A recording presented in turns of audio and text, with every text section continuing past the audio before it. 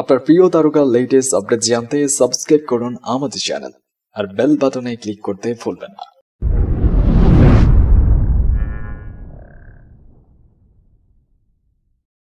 এই ছেলেটার হয়তো একমাত্র ব্যাড লাক যে আমাদের মতো একটা ইন্ডাস্ট্রিতে জন্মেছে। যে এটিএন বাংলার জনপ্রিয় অনুষ্ঠান সেন্স অফ হিউমার, এই অনুষ্ঠানে উপস্থাপনা করে থাকেন চলচ্চিত্র অভিনেতা শারিয়ার নাজিম জয়। এই অনুষ্ঠানে যারা অতিথি থাকেন তাদেরকে বিব্রত করার জন্য বিভিন্ন কড়া প্রশ্ন করে থাকেন উপস্থাপক। বিব্রত হয়ে থাকেন খানিকটা, তাই এই অনুষ্ঠানটি খুব তাড়াতাড়ি জনপ্রিয় হয়ে ওঠে দর্শক মহলে।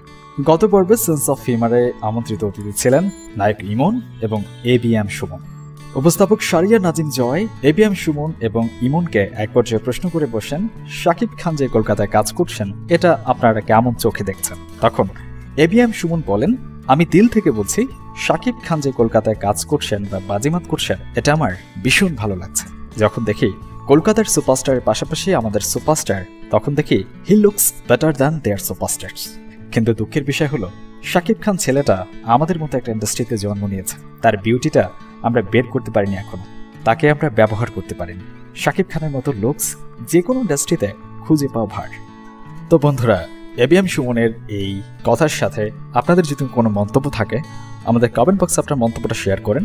আর ভিডিওটি ভালো লাগলে অবশ্যই লাইক, কমেন্ট এবং শেয়ার করতে ভুলবেন না।